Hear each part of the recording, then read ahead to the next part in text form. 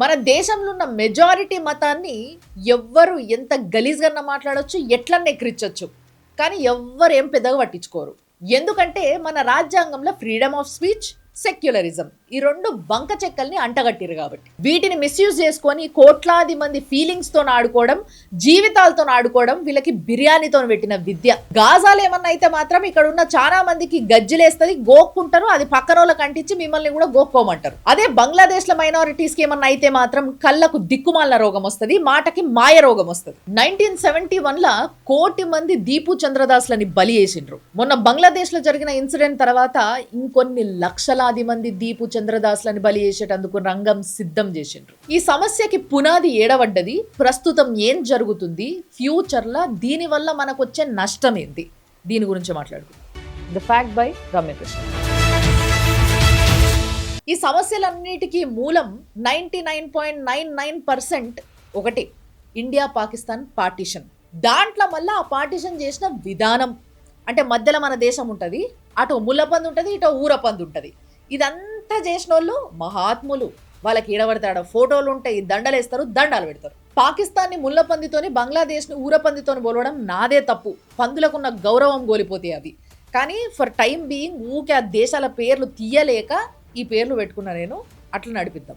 1947 నుంచి కూడా ఈ ముళ్ళపందికి ఆ ఊరపంది అంటే అసలు పడనే పడదు. వాళ్ళని అంతా బీ గ్రేడ్ మనుషుల్ని చూసినట్టు చూస్తారు. వీళ్ళు మనలాగా పటాల లెక్క కనబడరు. అక్కడ వాళ్ళేమో బెంగాలీ మాట్లాడతారు, ఇక్కడ వీళ్ళేమో హిందీ పంజాబీ మాట్లాడతారు. జిన్నానేమో 4% మాట్లాడే ఉర్దూ భాషని జాతీయ భాష చేసేసిండు. ఇక్కడ కరువు వచ్చినా ఆ ముళ్ళపంది మెతుకులు పంపలేదు. ఇక్కడ వరదొచ్చి చాలా మంది కొట్టుకపోయినా ఆ ముళ్ళపంది పట్టించుకోలేదు. ఇక్కడ నుంచి గెలిచిన ప్రజాప్రతినిధులు అంటే అసలు లెక్కనే లేదు. ఇవన్నీ భరించలేకనే ఈస్ట్ పాకిస్తాన్లా కొత్త పార్టీ ఉట్టుకొచ్చింది, అవామీ లీగ్ అని.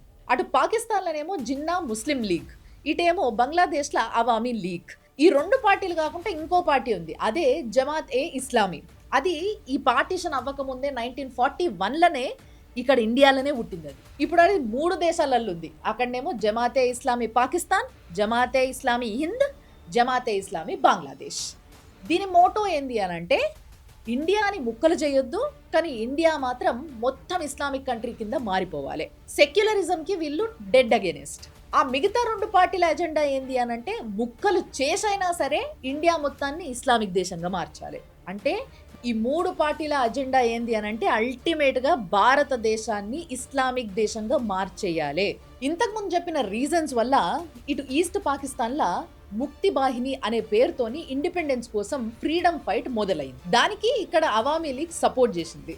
అట్లా వాళ్ళు ఫైట్ చేస్తూ ఒక 20-25 ఇయర్స్ లా పెరుగుతూ స్ట్రాంగ్ అయ్యిండ్రు.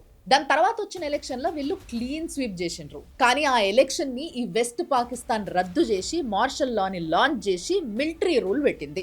దాంతో పాటు ఇక్కడ ఎదిగిన అవామీ లీగ్ లీడర్లను, ఈ ఫ్రీడమ్ ఫైటర్లను తుడిచిపెట్టేటందుకు మిలిటరీని, రజాకార్లని అందరినీ తోలిచ్చింది. వెస్ట్ పాకిస్తాన్ చేస్తున్న ఈ అరాచకాలన్నిటికీ జమాత్ ఏ ఇస్లామీ బంగ్లాదేశ్ ఉంది కదా, అది వెస్ట్ పాకిస్తాన్ కి సపోర్ట్ చేసింది. వాళ్ళ ఫస్ట్ టార్గెట్ ఇక్కడున్న స్కూళ్ళు, కాలేజ్లు, అందులో ఉన్న స్టూడెంట్స్, లెక్చరర్లు. ఎందుకంటే ఆ ఫ్రీడమ్ ఫైట్కి వీళ్ళు మోటివేషన్ ఇస్తున్నారు. వాళ్ళని మొత్తం ఊచకోత కోసిండ్రు. దాని నెక్స్ట్ డేనే అక్కడున్న రామ్నా కాళీ మందిర్ని కూలగొట్టేసిండ్రు. అక్కడ దర్శనానికని వచ్చిన 85 మంది హిందువులని సంపేసిండ్రు. ఇక్కడ మీకు ఒక విషయం చెప్పాలి, బంగ్లాదేశ్లో ఎక్కువ మెజారిటీ ఎవరు ఉన్నారు? ముస్లిమ్స్ ఉన్నారు. మైనారిటీ హిందూస్ ఉన్నారు. 80% వాళ్ళు ఉంటే 20% వీళ్ళు ఉన్నారు. అందుకే పార్టీషన్ అప్పుడు బెంగాల్లో వెస్ట్ బెంగాల్ సైడ్ ఎక్కువగా హిందూస్ ఉన్నారు కాబట్టి దాన్ని ఇండియాలో ఉంచుకొని ఈస్ట్ బెంగాల్లో ముస్లిమ్స్ ఎక్కువ ఉన్నారు కాబట్టి దాన్ని పాకిస్తాన్కి ఇచ్చేయడం జరిగింది. ఈస్ట్ పాకిస్తాన్ ఫ్రీడమ్ ఫైట్లో కూడా ఎక్కువగా ముస్లిమ్సే ఉన్నారు, తక్కువ హిందూస్ ఉన్నారు. అయినప్పటికీ హిందువులపైనే ఊచకోత ఎందుకు మొదలైంది? గుళ్లపైనే ఫస్ట్ దాడి ఎందుకు జరిగింది? ఎందుకంటే అప్పుడున్న Pakistan president Yahya Khan first అక్కడున్న హిందువులని నరకండి, అక్కడున్న ముస్లిమ్స్ కి భయం పుట్టుకొచ్చి ఈ పోరాటం ఆపేస్తారు అని ఆర్డర్స్ పాస్ చేసిండు అనమాట. అయినా ఉద్యమం ఆగకపోగా ఉధృతం అయ్యేసరికి కనిపించిన వాళ్ళని కనిపించినట్టు నరుక్కుంటా పోయిండ్రు. అట్లా లీస్ట్ 3 లక్షలు, మాక్సిమం 30 లక్షల మంది చనిపోయిండ్రు అని అంటారు. ప్రో పాకిస్తాన్ మీడియానేమో 2 లక్షల నుంచి 3 లక్షల మంది చనిపోయిండ్రు అని వార్తలేసింది. న్యూట్రల్ మీడియానేమో 5 నుంచి 10 లక్షల మంది చనిపోయిండ్రు అని వార్తలేసింది.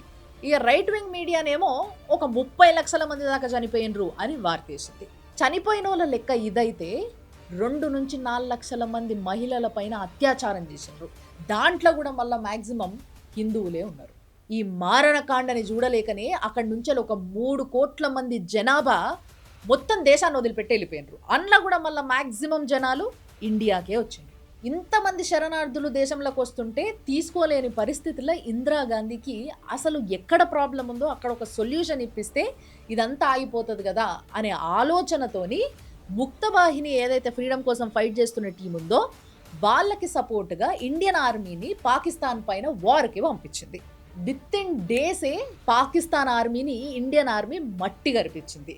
కానీ అక్కడ ఒక పెద్ద తప్పు జరిగింది ఏంటి అని అంటే 93,000 మంది పాకిస్తాన్ యుద్ధ ఖైదుల్ని అట్లా రిలీజ్ చేసేసింది. కానీ 54 మంది ఇండియన్ ఆర్మీ ఎవరైతే పాకిస్తాన్ చేతిలో పట్టుబడ్డారో వాళ్ళని మాత్రం విడిపించుకోలేదు. అంటే వాళ్ళని ఏదో మిస్సింగ్ కేసుల్లాగా కన్సిడర్ చేసేసిండ్రు. సో 1971లో ఈస్ట్ పాకిస్తాన్కి ఇండిపెండెన్స్ మనం ఇప్పించినాం. అప్పుడు అది బంగ్లాదేశ్గా మారింది. అక్కడ అవామీ లీగ్ పార్టీ గెలిచింది, అధికారంలోకి వచ్చింది. వీళ్ళు అధికారంలోకి రాగానే చేసిన ఫస్ట్ పని ఏందో తెలుసా? జమాతే ఇస్లామీ లీడర్ల పైన వార్ క్రైమ్ కింద కేసులు నమోదు చేసి 5 సంవత్సరాల విచారణ తర్వాత ఒక ప్రాంతంలో ఉంటూ ఆ ప్రాంతంలో మెజారిటీ ప్రజల అభిప్రాయాన్ని కాలరాయాలని వ్యతిరేకంగా పనిచేసిన దాన్ని బ్యాన్ చేసింది. ఒక ప్రో ముస్లిం కంట్రీ అయ్యుండి కూడా ఒక ముస్లిం ఆర్గనైజేషన్ని బ్యాన్ చేసింది. కానీ ఇండియాలో ఏం జరిగింది? 4 సంవత్సరాలు జనాలు దాన్ని బ్యాన్ చేయాలి అని మొత్తుకోగా అప్పుడు ఇక్కడ గవర్నమెంట్ జమాతే ఇస్లాం హింద్ని బ్యాన్ చేసింది. కానీ వెంటనే సుప్రీంకోర్టు ఆ బ్యాన్ని ఎత్తేసింది. ఇట్లా 2 సార్లు జరిగింది, ఒక్కసారి కూడా కాదు. 1980sలో ఈ జమాతే ఇస్లామీ హింద్కి ఇక్కడ గవర్నమెంట్ ఓటు హక్కే ఇచ్చేసింది. దాని తర్వాత 2002కి వచ్చేసరికి యాంటీ ఇండియన్ కార్యకలాపాలు చేస్తున్నారు వీళ్ళు అని చెప్పేసి ఇక్కడి హిందూ నేషనలిస్టులు ర్యాలీలు చేసిండ్రు, క్యాంపెయినింగ్లు చేసిండ్రు. కానీ అది అట్లా సాగుతూ ఉండగా 2011లో వీళ్ళు ఏకంగా ఒక పార్టీని లాంచ్ చేసిండ్రు. అదే వెల్ఫేర్ పార్టీ ఆఫ్ ఇండియా. ఇది ఓవరాల్గా ఇండియా మొత్తం ఉంది, కానీ దీనికి ఒక రీజనల్ బ్రాంచ్ ఉంది కేరళలో. దీనికి కేరళలో ఒక స్టూడెంట్ వింగ్ కూడా ఉంది. దాని పేరు ఫ్రాటర్నిటీ మూవ్మెంట్. ఈ వింగ్కి హెడ్ ఆఫ్రిన్ ఫాతిమా. ఈమె ఏడ చదువుకుందో తెలుసా? జేఎన్యూలా. ఈ ఫ్రెటర్నిటీ మూవ్మెంట్ అనే వింగ్ ఏదైతుందో ఇది ఎర్నాకులంలో ఉన్న మహారాజా కాలేజ్లో స్టూడెంట్ ఎలక్షన్స్ గెలిచింది 2017లో. దాని తర్వాత 2019లో జేఎన్యూలో కూడా గెలిచిండ్రు. అండ్ ఇప్పుడు ప్రస్తుతం కేరళ, వెస్ట్ బెంగాల్, తమిళనాడు, రాజస్థాన్, ఉత్తరప్రదేశ్ అండ్ కర్ణాటకలో యాక్టివ్గా ఉన్నారు. ఇండియాలో ఎక్కడ యాంటీ నేషనలిస్ట్ మూవ్మెంట్స్ జరిగినా అక్కడ ఫస్ట్ రోలో వీళ్ళందరూ ఉంటారు అన్నట్టు. ఇక దానికి మళ్ళీ ఈ బర్కదత్ లాంటి వాళ్ళు షీరోస్ అని పొగుడుతూ ఉంటారు. వీళ్ళు ప్రొటెస్ట్ చేసేది ఏంటిదో తెలుసు కదా? సిటిజన్షిప్ యాక్ట్ పైన ప్రొటెస్ట్ చేస్తారు. అండ్ ఎస్ఐఆర్ ప్రాసెస్ ఏదైతే జరుగుతుందో అంటే బంగ్లాదేశ్ నుంచి వచ్చిన ఇల్లీగల్ ఇమిగ్రెంట్స్ ఎవరైతే ఇక్కడ ఉన్నారో వాళ్ళు ఎవరు అనే ఎంక్వైరీ జరగొద్దు అన్నట్టు దానిపైన ప్రొటెస్ట్ చేస్తూ ఉంటారు. చూసారు కదా? ఇక్కడ ఈ జమాతే ఇస్లామీ హింద్ ఏదైతుందో అది బ్యాన్ కాకపోగా అది వెల్ఫేర్ పార్టీ ఆఫ్ ఇండియాగా మారింది. దాంట్లో నుంచి ఫ్రెటర్నిటీ మూవ్మెంట్ అనే ఒక స్టూడెంట్ వింగ్ ఏర్పడ్డది. వాళ్ళేమో అన్ని రాష్ట్రాలు వాకి కాలేజ్లలో తిష్టేస్తున్నారు. యాంటీ నేషనల్ యాక్టివిస్టులకు వీళ్ళు ఒక వాయిస్ అవుతున్నారు. ఇదంతా జరుగుతుంది. ఇదంతా ఎందుకు చెప్తున్నా అర్థమైందా మీకు? అప్పుడు మూలాల నుంచి ఇప్పుడు ప్రస్తుతం మన దేశంలో ఏం జరుగుతుందో చెప్తున్నా నేను. ఇప్పుడు మళ్ళా బంగ్లాదేశ్కి పోదాం. ఇప్పుడు మొహమ్మద్ యూనిస్ బంగ్లాదేశ్లో అధికారంలోకి రాగానే ఏం చేసిండు? మొన్ననే జూన్లో జమాతే ఇస్లామీ బంగ్లాదేశ్ ఏదైతుందో దానిపైన బ్యాన్ ఉండే కదా, దాన్ని ఎత్తేసిండు. ఇప్పుడు 2026 జనరల్ ఎలక్షన్స్ ఏవైతే ఫిబ్రవరిలో జరగబోతున్నాయో దాంట్లో వీళ్ళందరూ పోటీ చేస్తారు. ఇప్పుడు ఈ జమాతే ఇస్లామీ బంగ్లాదేశ్ ప్రెసిడెంట్ వాళ్ళక్కడ ప్రెసిడెంట్ పోస్ట్ని అమీర్ ఆఫ్ జమాత్ అని అంటారనమాట. ఆయన పేరు డాక్టర్ షఫీకుర్ రహమాన్. వీడేం చేసిండంటే మొన్న ఉస్మాన్ హదీ అనేటైన అంత్యక్రియలకు పోయి అక్కడ ఈయన ఆశయాలు ఏవైతే నెరవేర్చలేకపోయిండో అవన్నిటినీ నెరవేర్చడానికి నిరంతరం కృషి చేస్తాం అని ప్రామిస్ చేసిండు. ఆ ఉస్మాన్ హదీ గారి ఆశయం ఏందో తెలుసా? భారతదేశం నాశనం అవ్వడం.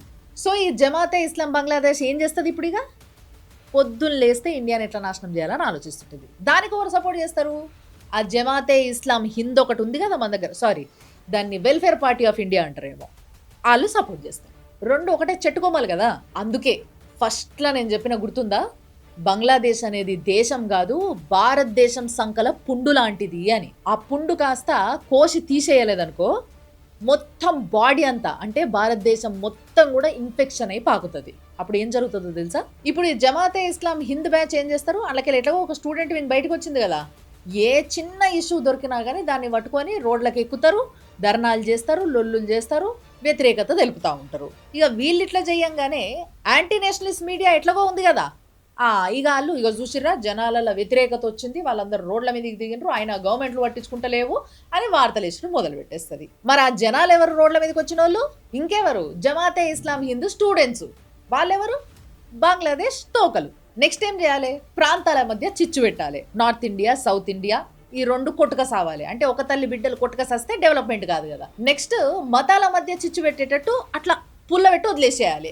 దాన్ని ఎవరన్నా ఎత్తుకొని దాని గురించి మాట్లాడినా ప్రశ్నించినా, చూసినావా వీళ్ళు మత విద్వేషం వ్యాఖ్యలు చేస్తున్నారు అని చెప్పేసి వాళ్ళ మీదకే ఎగబడాలి. ఫర్ ఎగ్జాంపుల్ ఈ మధ్య కేరళలో, తమిళనాడులో ఎన్ని ఇష్యూస్ అయినా తెలుసు కదా, ఆ ఇష్యూ అయ్యేటట్టుగా అట్లా పుల్ల పెట్టి వదిలేస్తారు అన్నట్టు, వాళ్ళు వెనకాల ఉండి నడిపించుకుంటా. ఇక దాని గురించి ఎవరైనా మాట్లాడిర్రు అనుకో, ఇగో వీళ్ళు మతాల మధ్యలో చిచ్చు పెడుతున్నారు చూసిర్రా ఈ మీడియా వాళ్ళు అని చెప్పేసి వాళ్ళ మీద కేసులు పెట్టాలి, లొల్లిలు చేయాలి, వాళ్ళ మీద ఒక ముద్ర వేసేసి వాళ్ళు మాట్లాడేదానికి అసలు క్రెడిబిలిటీ ఉందా లేదా అని డౌట్ వచ్చేలాగా చేయాలన్నమాట సామాన్య జనాలకి. అందుకే ఎక్కడి నుంచి వస్తున్నాడు, ఎక్కడ సెటిల్ అయ్యి ఏమేం కథలు పడుతుండు అని చెప్పేసి సర్వేలు చేయాలి, ఎంక్వైరీ చేయాలి.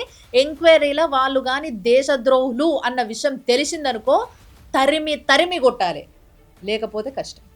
This is the fact by Ramyakrishna.